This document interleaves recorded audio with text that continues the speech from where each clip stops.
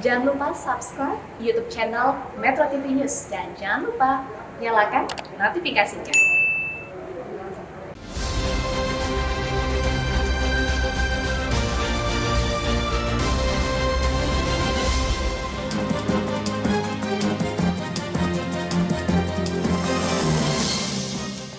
Pemirsa, manuver perpanjangan masa jabatan Presiden hingga 3 periode dan penundaan pemilu 2024 telah memakan korban. Demo mahasiswa untuk menolak wacana tersebut ditunggangi penumpang gelap yang hobinya memang bikin rusuh. Ade Armando jadi salah satu korbannya. Menengok ke belakang, seandainya tidak ada suara-suara nyaring dari kalangan elit istana dan partai yang mendorong-dorong agar kekuasaan diperpanjang, maka tidak perlu ada ekses politik dan aksi jalanan. Di lingkaran istana, setidaknya kita lihat ada Menteri Bahlil Lahadalia yang pada Januari lalu menyuarakan keinginan pengusaha agar pemilu ditunda. Kemudian ada Menko Luhut yang mengklaim punya big data yang menunjukkan 110 juta rakyat Indonesia ingin pemilu ditunda. Tapi ketika didesak untuk membuka datanya, Pak Luhut bilang dia punya hak untuk tidak share data tersebut. Saya tidak pernah mengatakan Presiden Jokowi. Tidak pernah. Yang pernah saya katakan. Banyak di bawah itu minta pemilu ditunda, itu enggak. Apa salah? Kamu ngomong gini salah, enggak kan? Dengerin. Kan saya punya hak juga untuk tidak men-share sama kalian. Ya, enggak ada masalah. Kenapa mesti ribut? Beda pendapat itu biasa. Kamu harus belajar berdemokrasi ke depan. Sementara di kalangan elit partai ada PKB, Golkar, dan PAN yang koar-koar mengusulkan pemilu 2024 ditunda karena alasan pandemi dan ekonomi. Muncul dugaan ada operator di lingkaran istana yang mengonsolidasikan para ketum ini. Meski bola panas terus bergulir, pernyataan tegas dari Presiden Jokowi yang menolak usul penundaan pemilu tak kunjung datang. Pernyataan Presiden yang akan menaati konstitusi masih dianggap bersayap karena ya konstitusi kan bisa diamandemen ya jika ada kesepakatan politik. Barulah pada 6 April kita dengar Presiden meminta para menterinya berhenti berbicara soal penundaan pemilu maupun perpanjangan jabatan 3 periode. Sehari sebelum demo terjadi, Presiden juga menggelar rapat persiapan pemilu dan pilkada serentak 2024. Dan sehari setelah demo, Presiden melantik anggota KPU dan Bawaslu yang baru. Artinya, case closed, tutup buku sudah segala wacana 3 periode maupun penundaan pemilu. Seandainya ketegasan seperti itu bisa ditujukan lebih cepat, maka tidak perlu kan ada ekses politik yang berkepanjangan. Ya, ujung-ujungnya kita cuma bisa bilang lebih baik terlambat daripada tidak sama sekali. Yuk, sudah saatnya syahwat politik yang menyesatkan berhenti sampai di sini. Move on. Jangan ada lagi yang coba-coba mengotak-atik negeri ini demi kepentingan pribadi. Inilah kontroversi selengkapnya. Stop manuver 3 periode. Bersama saya, Zilvia Iskandar.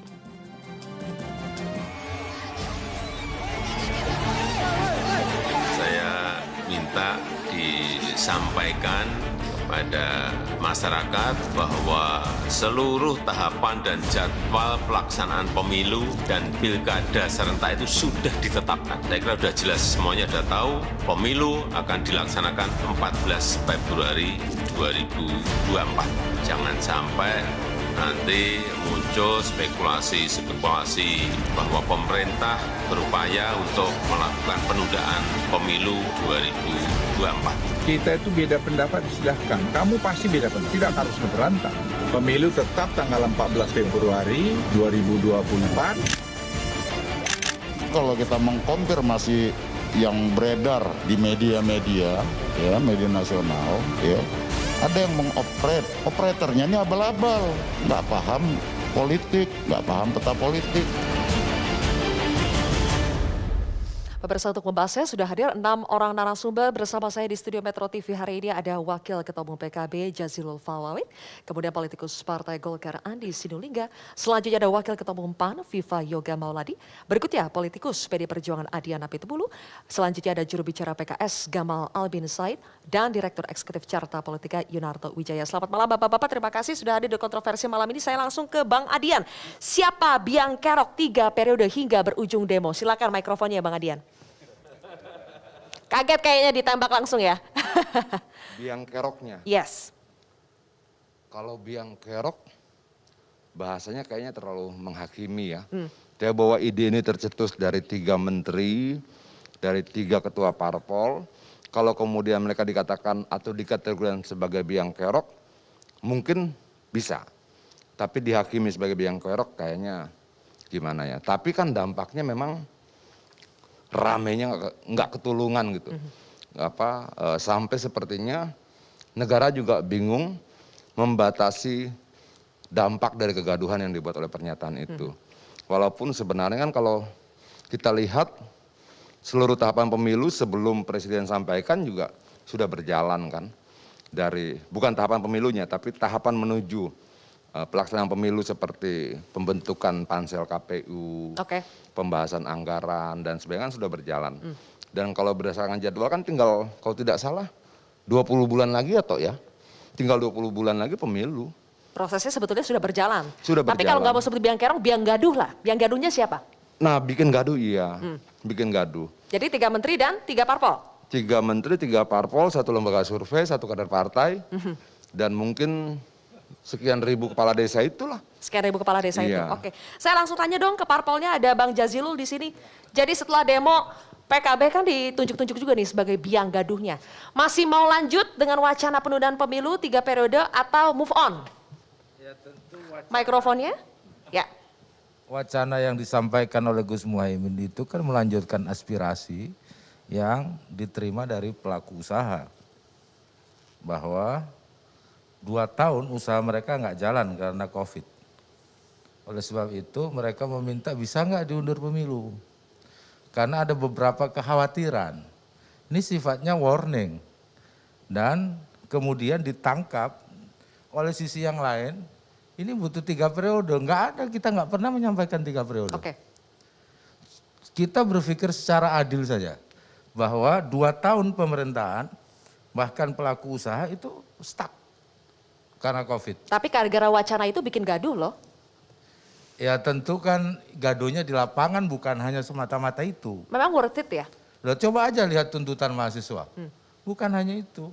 Ada minyak goreng di situ. Ada BBM di situ. Ya, tapi kan intinya penundaan pemilu dan 3 periode. Ya dicetuskan Enggak oleh juga, Muhaimin enggak Iskandar juga. salah satunya. Tidak juga. Tidak juga, karena apa? Karena itu dinamis. Toh kalau mahasiswa tahu dan kita semua tahu, Oke. tidak ada langkah satupun yang ada di MPR maupun DPR melangkah ke arah itu. Ini baru betul-betul wacana.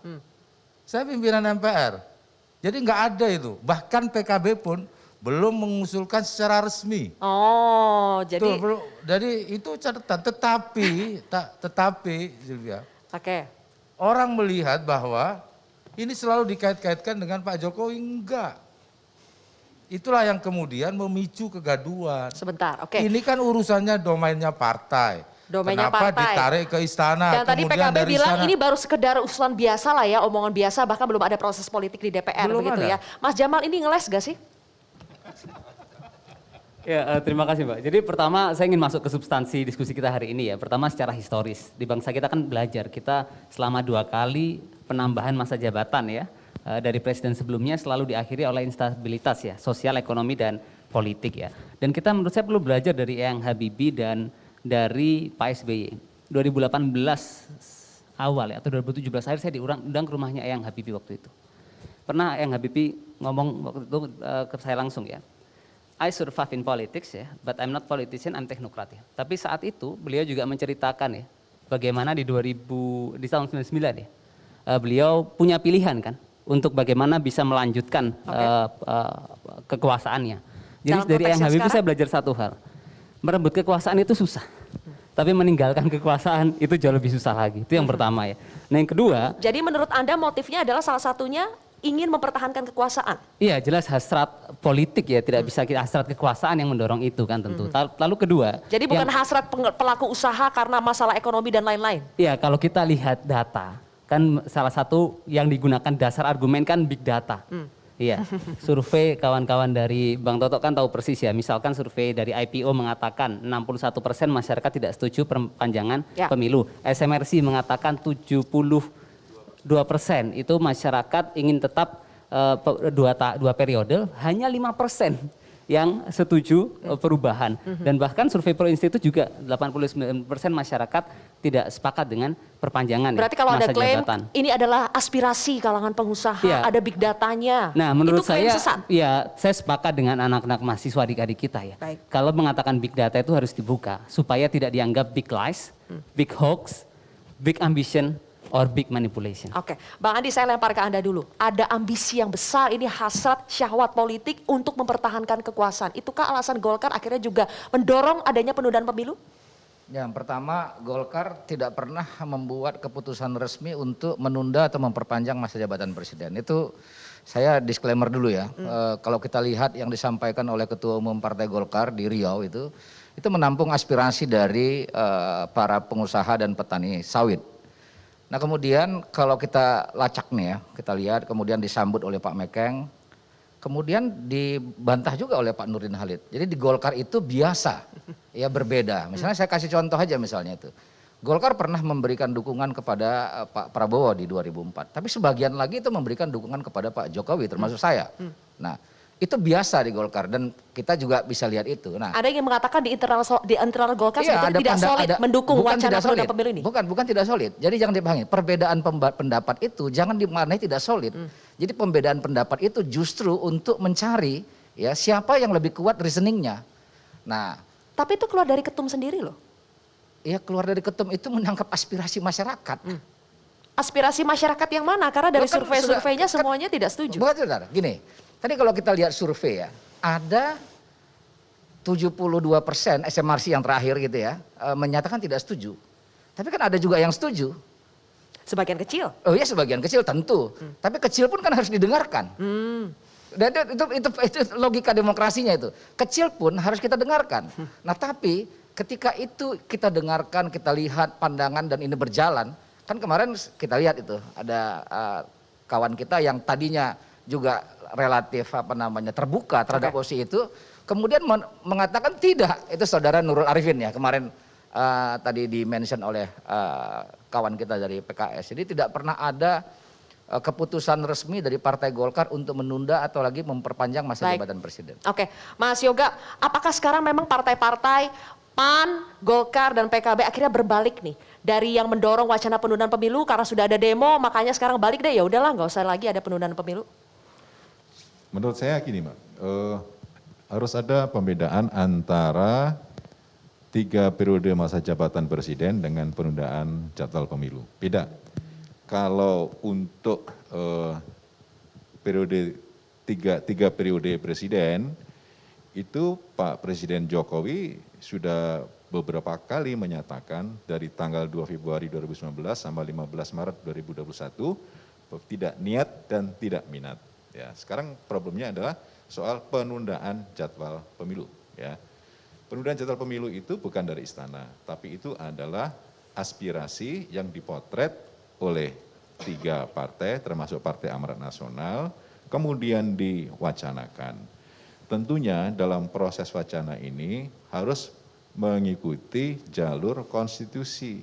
Tapi ketika Pak Presiden menyatakan pada tanggal 10 April 2022 bahwa pemilu serentak tanggal 14 Februari 2024 dan pilkada serentak November 2024, maka Partai Amanat Nasional mengikuti kebijakan dari Pak Presiden. Ketika sudah ada tanggal pemilu 14 Februari 2024, kenapa masih dicoba digoyang dengan mengatakan usul penundaan pemilu?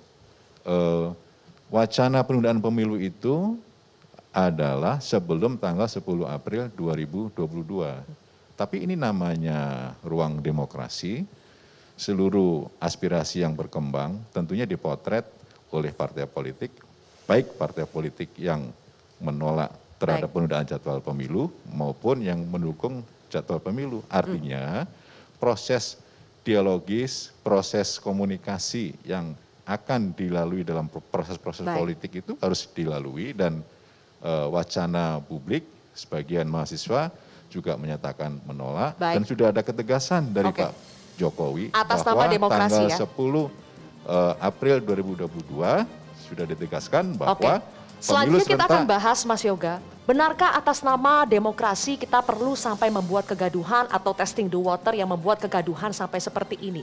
Dan apakah betul memang sebetulnya usul penundaan pemilu bukan berasal dari kalangan istana? Kami akan membahasnya sesaat lagi.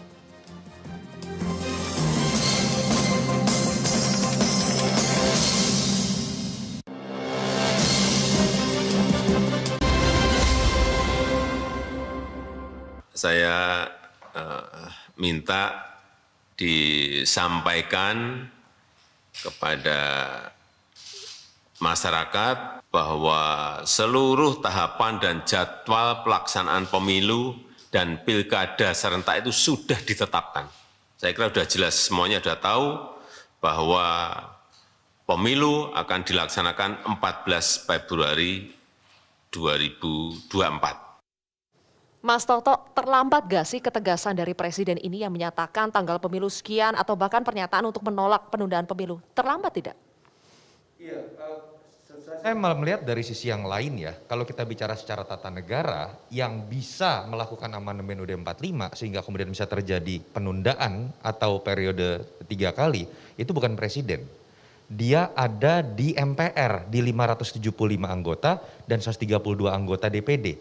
Jadi, tanpa Presiden meminta pun atau Presiden menolak pun, misalnya secara tata negara MPR secara sepihak tetap menjalankan amandemen ini, amandemen akan tetap terjadi. Ini kan lebih kepada sebuah analisis panggung belakang, Presiden karena memiliki 80% lebih kekuatan di parlemen, kemudian bisa mengatur apa yang terjadi di parlemen, sehingga kemudian semua orang menunggu statement Presiden. Menurut saya kalau sekedar statement sudah lebih dari cukup. Tapi indikator apa sih yang bisa kita kemudian jaga supaya amandemen ini tidak terjadi kalau kita punya sikap untuk menolak isu ini? Pertama di Presiden kita bisa melihat indikator jangan sampai kemudian berhenti pada level statement. Kalau sampai setelah penegasan berulang-ulang ada menteri di bawah Presiden yang masih melakukan manuver dan tidak dicopot, berarti ada masalah dengan Presiden. Itu pertama. Yang kedua, di sisi MPR, saya setuju dengan teman-teman mahasiswa yang langsung menggeser demonstrasinya bukan lagi di istana. Ya. Karena harusnya disadari bahwa keputusan ini tetap bisa dijalankan terlepas apapun sikap dari Presiden. Dan harus diingat adalah ketika perpanjangan terjadi, yang akan menikmati perpanjangan kekuasaan bukan hanya Presiden dan menterinya, tapi 575 anggota DPR dan 132 anggota DPD. Mereka juga yang bisa mengganti undang-undang dasar, mereka juga yang akan ikut menikmati. Di situ mengerikan sekali potensial konflik of interest yang akan terjadi. Saya ingin katakan teman-teman mahasiswa, kejar saja nih semua fraksi untuk menyatakan sikap. Berani nggak konferensi pers di hadapan masyarakat untuk menyatakan sikap seperti Presiden? Kalau seluruh fraksi dan DPD udah menyatakan sikap, case close. Case close. Bang Jazilul berani nggak menyatakan sikap seperti itu? Sampai detik ini di MPR memang belum ada agenda itu. Jadi saya heran juga apa yang dituntut mahasiswa ke MPR. Karena apa? Karena yang PKB lontarkan atau Gus Muhaimin lontarkan itu sekedar wacana dan warning. Jangan sampai pemilu 2024 itu menjadi masalah. Sekedar wacana dan warning ya? Warning. Saya tegaskan lagi ya, ketika itu Pak Muhaimin sampaikan, kalau nanti pemilu 2024 dilaksanakan akan rawan pertama konflik horizontal. Yang kedua terjadi freeze ekonomi. Dan memang sirkulasi elit bisa memberikan dampak. Nah, supaya pertumbuhan ekonomi jalan, kasih waktu 2 tahun. Itu bisa dilaksanakan kalau semua partai mendukung. Nanti akan saya sampaikan kepada partai-partai. Dan kalau Pak Presiden juga ikut mendukung. Baik, statementnya sekarang seperti ini nih Bang Adian. Awalnya seperti mendorong penundaan pemilu karena ada alasan bla bla bla, tapi sekarang mengatakan ya itu kan baru hanya sekedar wacananya. Ini sebetulnya lempar batu sembunyi tangan gak sih? Ya lempar batu sembunyi tangan. Enggak, harusnya kan gini ya, nggak usah pusing berdebat juga ya, salah aja lah. Nah, pertama itu kalau harus gentle juga nggak mengakui bukan kesalahan? gini loh, semua orang bisa bebas berwacana. Ini kan negara demokrasi. Tapi Oke, salahnya di mana Pak Dian? Sebentar dulu. Tapi kalau kemudian wacana itu ternyata menimbulkan kegaduhan dan pukulan kerasnya bukan ke partai, bukan ke menteri yang bicara, tapi ke Presiden, itu kan menimbulkan persoalan baru. Kita sedang selesai dari persoalan COVID yang menghantam seluruh sendi-sendi kehidupan berbangsa, bernegara, ekonomi dan sebagainya. Lalu tiba-tiba ada beberapa orang yang bicara tentang perpanjangan, terlepas dari argumentasinya, bisa nggak dia bertanggung jawab agar pukulannya tidak sampai pada presiden? Bisa nggak dia bertanggung jawab? Saya yang ngomong, saya yang bicara. Kalau mau salahkan, salahkan saya. Kalau kemudian itu tidak sesuai dan salah karena tidak sesuai dengan kehendak rakyat, menukar beberapa pengusaha misalnya, menukar kekhawatiran beberapa pengusaha dan konstitusi, menukar kekhawatiran beberapa orang dan konstitusi, hajar saya, jangan presiden. Nah saya tuh saya tuh rindu punya menteri, punya partai pendukung, partai koalisi yang berani pasang badan begitu. Kalau yang jangan sekarang... ngomong, sebentar dulu, jangan ngomong, habis itu presiden digebukin, semuanya diam. Seolah ini kan begini, nggak bisa dong. Balik badan? Iya, dampaknya itu pada presiden. Dampaknya pada 20 bulan terakhir masa jabatan presiden ini. Yuk, yang bicara, yang melemparkan wacana, bertanggung jawab terhadap dampak dari wacana yang disampaikan. Oke, Golkar gimana tanggung jawabnya, Bang Andi? Ya kalau Golkar lagi-lagi secara institusional nanti biar DPP yang sampai hari ini belum memberikan keputusan apa-apa terhadap itu, kecuali memang saya ngomong pribadi saya ya, memang sebaiknya tidak perlu ada penundaan itu. Ya, jadi saya tarik tadi, demokrasi itu ya memang gaduh gitu. Ya, demokrasi gaduh iya gitu. Yang bikin gaduh itu bukan hanya kita berwacana, tapi juga kebijakan pemerintah juga bisa bikin gaduh. Dan kita lihat berbulan-bulan tuh gaduh kebijakan pemerintah soal minyak goreng itu. Jadi sekarang problem kita adalah bagaimana kita mengelola kegaduhan ini dengan cara yang lebih produktif. Nah walaupun saya mau memberikan ini di sini misalnya bicara sebagai pribadi, saya nggak setuju itu dengan perpanjangan itu. Sudah saya sampaikan di kawan-kawan di dalam itu bahwa kita orang-orang yang concern berjuang untuk melakukan pembatasan masa presiden. Dan saya bahkan menyampaikan itu. Yang bisa dengan suka-suka kayak gini-gini nih, Pak pimpinan partai dan kemudian presiden, beberapa orang itu yang bisa bikin ngerubah-ngerubah itu udah kayak sistem khilafah aja kita itu. Oke. Jadi menurut saya bahwa udah ini menurut kita ini selesai ya, selesai, tinggal memang saya garis bawahi dapat sampaikan Toto ya. Jadi memang kalau adik-adik ini mau mahasiswa ini masuk ke DPR, jumpain fraksi-fraksinya, itu kemudian memberikan penegasan dan kemudian selesai. Nah tapi ada satu, Zilvia, satu yang dipersepsikan adik-adik ini dan banyak orang tentang kredibilitas KPU. Oke. Nah, karena masih dikhawatirkan KPU ini akan bicara, diduga tidak akan sanggup melaksanakan pemilu, dan ini juga dugaan ini juga harus dibikin terang sehingga kegaduhan ini pun bisa cepat selesai. Kenapa ya ada keraguan kredibilitas KPU tidak bisa menyelenggarakan pemilu? Kan kalau kita lihat laporan yang ditulis oleh kawan-kawan ya, mass media itu kan ada beberapa skenario. Oke. Ya, termasuk skenario KPU untuk tidak sanggup melaksanakan pemilu. Itu ada di publik. Oke. Dan kemudian Saya tertarik dengan statement tadi Anda bilang ya demokrasi itu memang gaduh ya, tapi apakah worth it, Mas Toto? Kegaduhan yang bergulir selama berbulan-bulan itu baru ada jelas statement yang tegas itu di ujung. Apakah worth it sampai ada mahasiswa yang turun ke jalan, penumpang gelap dan sebagainya? Betul, demokrasi harus gaduh.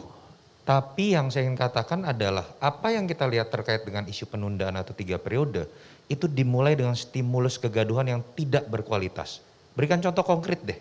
Ketika berbicara mengenai data, survei tidak ada satupun lembaga survei yang sering berbeda mengatakan ada hanya sedikit atau minoritas yang setuju dengan isu penundaan. Kedua, ada bantahan antitesa big data. Big datanya tidak ada. Mau itu 100 juta versi Caimin, 110 juta versi Pak Luhut, semuanya tidak ada. Tapi mereka yang memberikan stimulus itu. Yang ketiga, asumsi secara historis. Bahlil mengatakan bahwa kita pernah maju, kita pernah mundurin pemilu. Itu semua terjadi ketika sebelum ada amandemen 1 UUD 45 yang memberikan penegasan pembatasan kekuasaan. Yang keempat, alasan karena ekonomi. Data menunjukkan market IHSG, pertumbuhan ekonomi, peningkatan daya konsumsi, itu selalu distimulus oleh yang namanya pemilu, oleh yang namanya pilkada serentak. Kelima, adanya ketidakpastian di pelaku usaha, bahwa ketika ada pemilu akan terjadi goncangan, akan ada ketidakpastian. Loh, dalam literatur ekonomi politik, kepastian itu malah terbentuk oleh politik ketika ada masa jabatan yang sudah bisa diperkirakan oleh siapapun. Terakhir misalnya, ketika berbicara mengenai alasan bahwa ini bisa menimbulkan keributan, konflik, polarisasi. Sejarah kita memperlihatkan pasca reformasi pemilu kita selalu damai. Baik. Dan bahkan di pilkada DKI yang menyentuh isu yang paling sensitif SARA sekalipun hasilnya bisa diterima oleh semua pihak. Jadi tidak ada satupun menurut saya alasan yang cukup berkualitas yang bisa kemudian dijadikan hal yang bisa kita pro dan kontrakan. Harusnya kita cuekin aja. Presiden kemudian sudah mengatakan selesai. Baik. Karena tidak berkualitas. Sekarang tinggal kita tagih elemen yang lain, dalam hal ini MPR, berani tidak memiliki ketegasan seperti Presiden. Oke, berani tidak memiliki ketegasan seperti Presiden ketika ada orang-orang di kalangan Presiden yang mengklaim data-data tersebut. Mas Gamal, menurut Anda Presiden tuh harus bagaimana kepada menteri-menterinya yang mengklaim punya big data sekian, sekian, sekian? Apa yang harus dilakukan? Jadi pertama, menurut saya ada dua aspek ya. Jadi dari sisi Pak SBY dulu itu pernah mengatakan sesuatu yang luar biasa di akhir kepemimpinannya. Jadi beliau mengatakan begini, kalaupun kalaupun undang-undang tidak melarang ya, saya maju 3 periode, saya tidak akan maju. Jadi statement itu saya pikir tegas karena di awal proses politik kemarin Pak Jokowi juga sempat menyatakan bahwa penyampaian pendapat itu bagian dari proses demokrasi. Itu mungkin yang pertama. Lalu yang kedua yang menurut saya itu penting adalah pendapat tadi ya soal menunda pemilu, lalu ada cara-cara konstitusional ya. Jadi saya melihat begini, yang dilakukan hari ini ya dengan mengatakan bahwa kita bisa mengubah konstitusi untuk menambah 3 periode itu adalah cara untuk menghancurkan demokrasi dan mengkhianati semangat reformasi dengan cara-cara yang konstitusional. Nah, dan itulah musuh kita bersama. Karena jangan hanya dilihat sebagai sebuah pasal dan ayat. Karena hakikat dari demokrasi itu sendiri adalah membatasi kekuasaan, bukan memperpanjang kekuasaan. Bahkan karakter demokrasi itu adalah periodik ya, election. Itu menjadi poin yang penting ya. Jadi dari lubuk hati paling dalam saya berharap Pak Jokowi juga bisa memberikan ketegasan ya untuk mengatakan bahwa walaupun ya ada amandemen, walaupun ada upaya, saya tidak akan maju 3 periode. Baik. Dan beliau memberikan sanksi yang tegas ya kepada menteri, orang-orang di bawahnya yang telah menampar beliau. Terima kasih. Oke, Bang Adian, jadi Presiden harus memberikan sanksi yang tegas kepada menteri, orang-orang di bawahnya yang telah menampar muka beliau. Silahkan ditanggapi nanti dan juga Mas Yoga, tapi kita harus jeda terlebih dahulu pemirsa, kontroversi akan kembali sesaat lagi.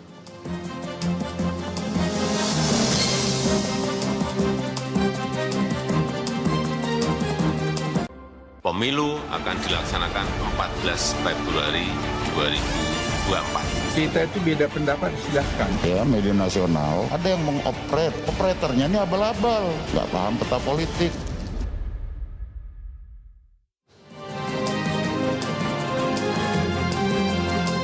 Kembali lagi di kontroversi pemirsa, stop manuver 3 periode. Bang Adian, tadi Mas Gamal mengatakan Presiden harus memberikan sanksi kepada pembantunya maupun elit politik yang menampar mukanya dengan bikin kisruh penundaan pemilu ataupun 3 periode. Kalau harus kasih sanksi ya harus ya. Bagaimana bentuk sanksinya itu urusan Presiden. Tapi di luar sanksi tuh mungkin saya punya ekspektasi berlebihan kali ya. Saya tuh pengen banget Presiden tuh punya jajaran menteri yang satria. Presiden itu punya partai pendukung yang satria. Kalau saya yang salah, saya tanggung akibatnya. Bukan kemudian dia yang ngomong, dia ngeles, Presiden yang kena. Saya pengen di sekeliling Jokowi itu didampingi satria-satria seperti ini gitu loh. Bahwa dia harus dapat sanksi, ya bagaimana bentuknya urusan Presiden. Tapi ketika kita tidak punya satria-satria di samping Presiden, yang bukan saja menjaga dia, kalau perlu Presiden yang salah, orang ini yang pasang badan.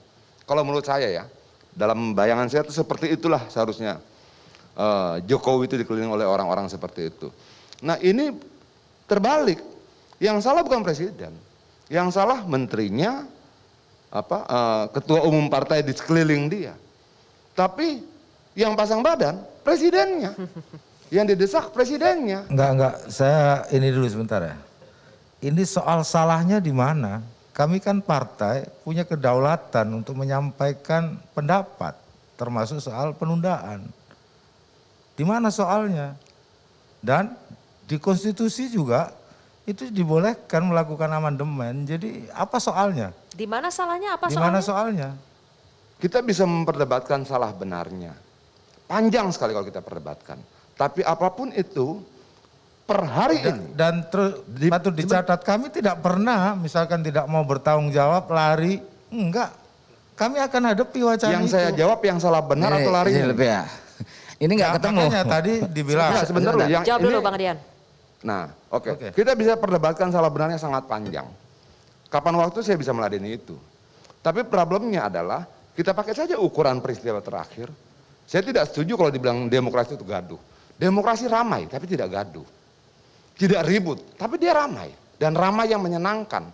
Tapi hari ini, ketika bangsa ini sedang punya persoalan ekonomi, dampak COVID yang sekian besar, di mana pantasnya kemudian kita bilang konstitusi dirubah karena keinginan pengusaha misalnya.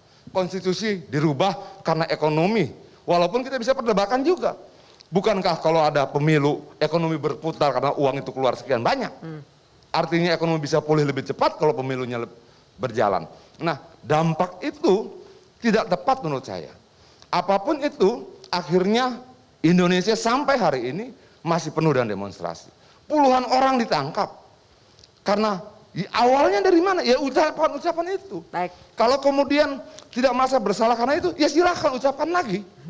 Tapi kalau kemudian kita satria, ayo kita bilang, hajar saya. Jangan presiden.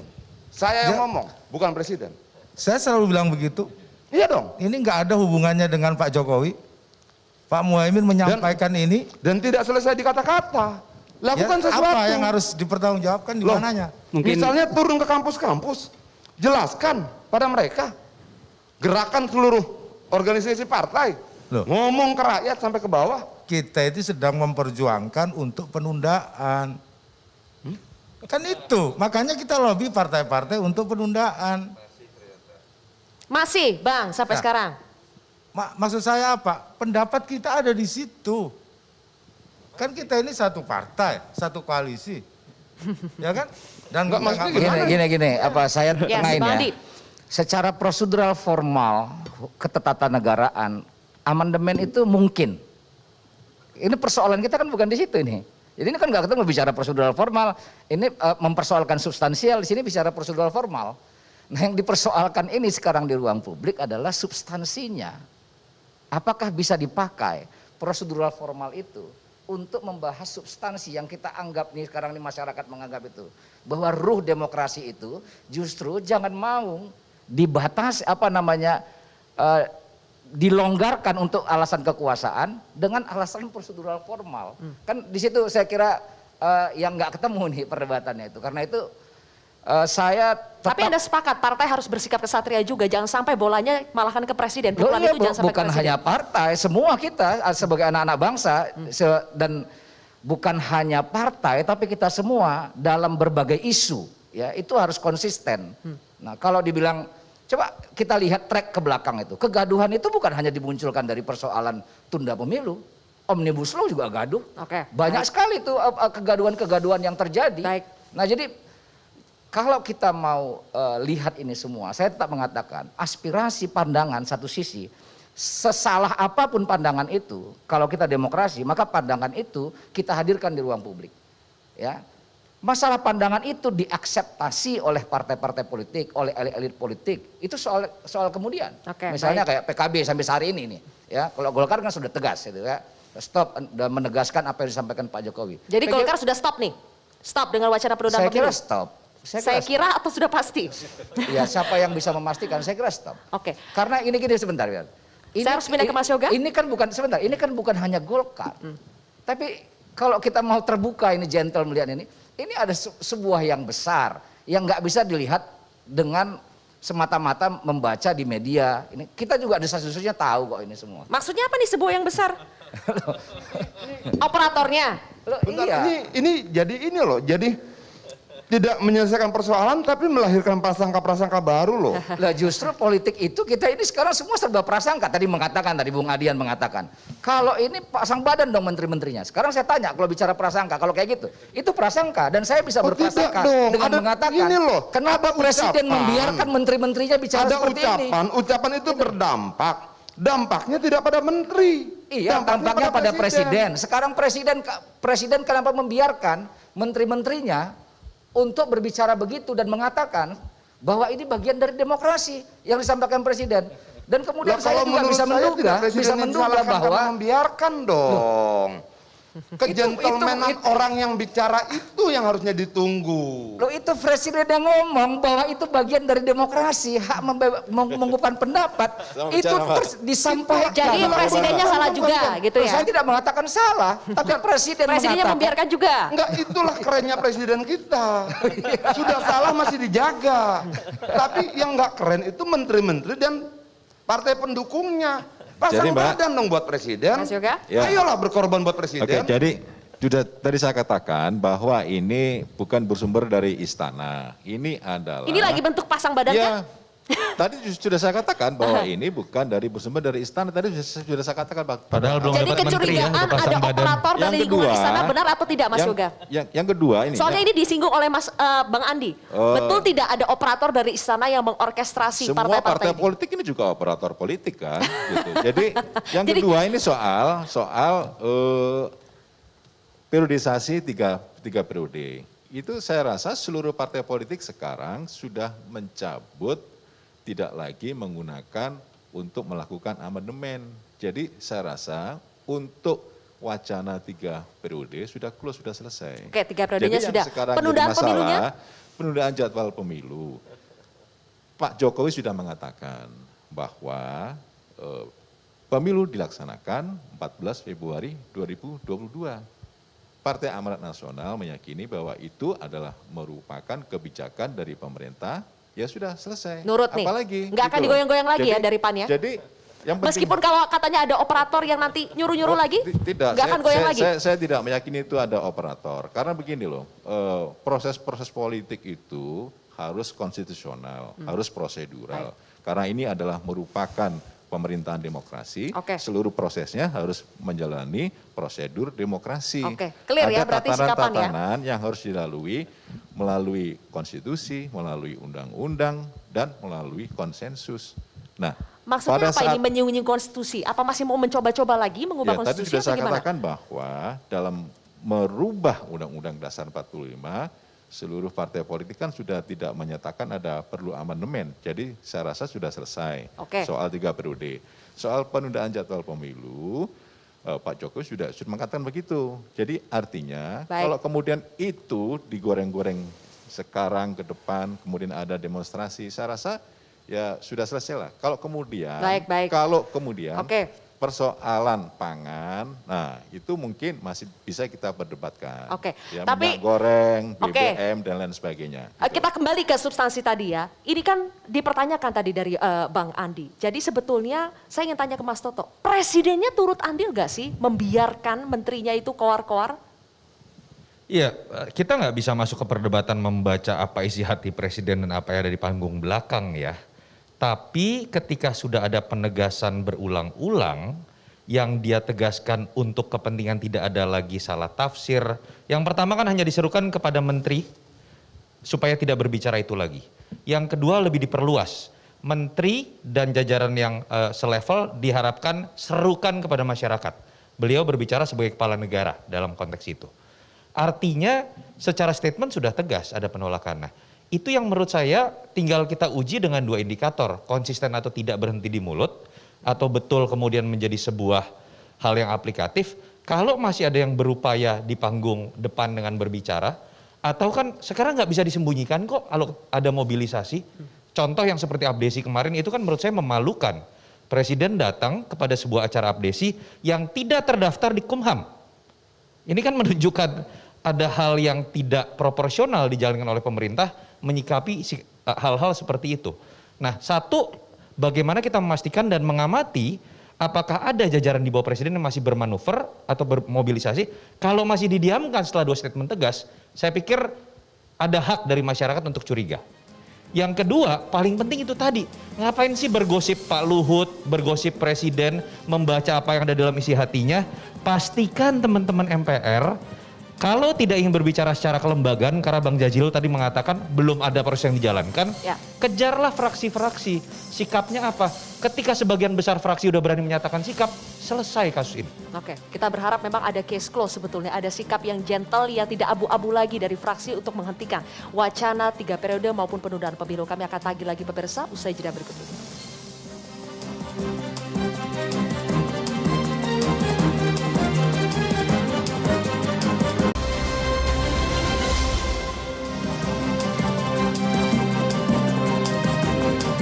Kita sudah sampai di segmen terakhir kontroversi. Jadi Bang Jazilul, kami butuh ketegasan di sini. Rakyat butuh ketegasan. Jadi stop manuver penundaan pemilu 3 periode atau masih mau lanjut terus? Saya menghormati konstitusi yang ada, menghormati sikap semua partai-partai yang ada terkait penundaan. Karena sikapnya Gus Muhaimin, saya sebagai wakil ketua umum saya tegak lurus. Sebelum beliau meminta saya mencabut, saya tidak akan cabut. Jadi tetap dengan usulan penundaan pemilu? Tetap? Tetap. Sebelum Gus Muhaimin menyampaikan sudah berhenti. Saya akan terus. Meskipun karena Presiden bilang sudah menyudahi, sudahilah wacana-wacana seperti ini. Gak ada hubungannya dengan saya. Saya ditempatkan menjadi pimpinan MPR oleh Gus Muhaimin, bukan oleh Pak Jokowi. Oh, masih mau lanjut. Next, Mas Viva. Lanjut atau stop? Ya, karena Presiden tidak berkenan untuk penundaan jadwal pemilu, artinya Partai Amanat Nasional mengikuti kebijakan Pak Presiden. Yang kedua, proses demokrasi ini kita harapkan dalam peningkatan kualitas kelembagaan demokrasi, peningkatan kesadaran politik rakyat, ada kegaduhan, ada keramaian, itu adalah merupakan bagian dari demokrasi, tetapi harus konstruktif dalam rangka untuk mengembangkan peningkatan kualitas demokrasi Indonesia yang baik, yang humanis, yang sopan, yang konstitusional. Oke, intinya sikapnya menuruti Presiden untuk menyetop segala macam wacana penundaan pemilu 3 periode. Bang Andi? Ya, saya ikut Presiden. Siapapun boleh-boleh saja mengusulkan wacana penundaan pemilu dan perpanjangan masa jabatan Presiden, Menteri, dan partai politik karena itu kan demokrasi, bebas saja berpendapat. Itu kata Pak Jokowi. Tanggal 5 Maret. Tetapi kalau sudah pada pelaksanaannya semua harus tunduk dan taat pada konstitusi, kata Pak Jokowi. Dari media yang saya dari media Indonesia saya kutip. Itu ada satu segmen begitu. Nah, kemudian kemarin setelah 1 hari Minggu Pak Jokowi mengatakan stop. Ya stop. Nggak ada pilihan lain, kita stop penundaan pemilu ini supaya move on, ya, kita menghadapi dan sudah KPU sudah dilantik dan seterusnya. Akan dituruti ya, partai akan nurut dengan Presiden. Menko Erlangga juga sebagai ketua umum Golkar juga akan nurut dengan Presiden. Prinsipnya kan gini, secara demokrasi clear sama dengan Presiden. Tapi secara substansi bahwa itu tidak dimungkinkan, yes, itu tidak dimungkinkan untuk dilakukan. Oke, Mas Gamal, masih perlukah ada aksi jalanan turun untuk mendemo soal penundaan pemilu maupun 3 periode? Karena informasinya 21 April masih akan ada. Seandainya ada sikap partai yang jelas seperti ini, apa masih perlu ada aksi jalanan? Saya pikir sikap partai tadi belum jelas ya, dan mungkin mohon izin Yai, ada satu kaidah fikih ya, darul mafasidi muqaddamun ala jalbil masolih ya. Jadi menolak bahaya diutamakan dari mengambil sebuah manfaat ya. Saya pikir kiai-kiai kita dulu mengajarkan demikian, itu yang pertama. Lalu kedua, saya mungkin juga tidak sepakat jika Pak Jokowi lepas dari ini semua, karena indeks demokrasi kita turun. Bahkan tahun lalu indeks demokrasi kita ya, menurut The Economist itu paling buruk semenjak 14 tahun terakhir ya, sebelum ada laporan kenaikan sedikit di tahun ini ya.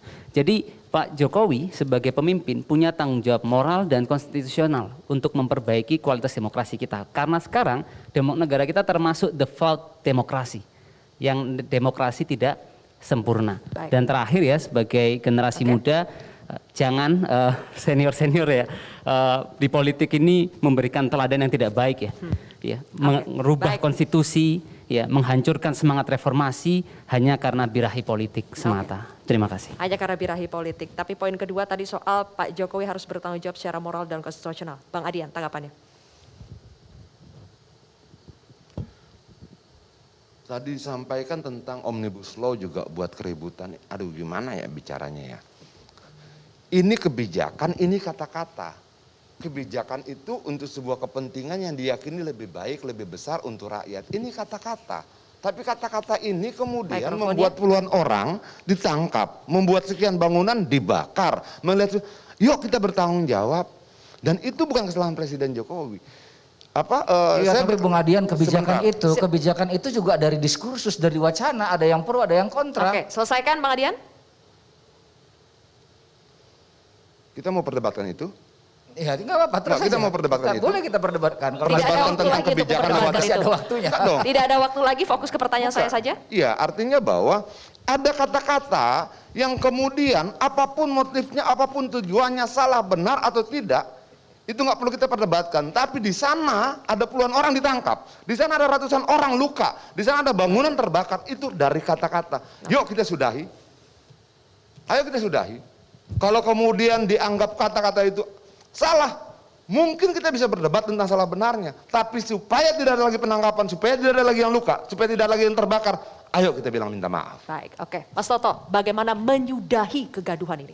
Ya, saya pikir tidak pernah ada di sejarah dunia seorang presiden memiliki sebuah legacy dikarenakan perpanjangan kekuasaan. Semuanya berakhir dengan tidak baik ketika legacy yang coba ditinggalkan adalah perpanjangan kekuasaan. Lalu legacy apa yang harus dibangun? Saya pikir sederhana kok, tinggal belajar dari apa yang terjadi pada presiden yang juga pernah 2 periode. Ada Pak SBY. Pak SBY memiliki tingkat kepuasan publik pada saat maju kembali sangat tinggi. Tapi berakhir menurut saya dengan agak menyakitkan. Tingkat kepuasan publik jauh di bawah 55%. Kenapa? Salah satunya sederhana, selain kondisi ekonomi global yang sekarang juga dihadapi oleh pemerintahan ini, bagaimana fokus di pemerintahan jilid kedua, malah kemudian pada bagaimana membangun kekuatan koalisi sebesar-besarnya. Kita ingat ada setgap, kita ingat ada yang namanya koalisi Tambun, istilah itu muncul. Lalu berakhir seperti apa? Pengkhianatan dari beberapa partai yang mendukungnya, sehingga muncul hak angket mafia pajak, hak angket senturi. Dari pembelajaran sejarah itu sederhana, Pak Jokowi apakah bisa berharap membuat legacy dengan kemudian menampung terlalu banyak keinginan partai yang sekarang juga diantaranya sedang menguji Pak Jokowi untuk memperpanjang kekuasaan? Saya pikir sejarah mengatakan itu pilihan yang salah. Baik, oke. Terima kasih Bapak-Bapak kali ini sudah hadir berbagi bersama kami perspektifnya di kontroversi pada malam hari ini. Dan pemirsa, demikianlah kontroversi. Saya Zilvia Iskandar mewakili rekan-rekan bertugas mengucapkan terima kasih atas kebersamaan Anda. Tetaplah bersama kami di Metro TV, kita jumpa lagi minggu depan.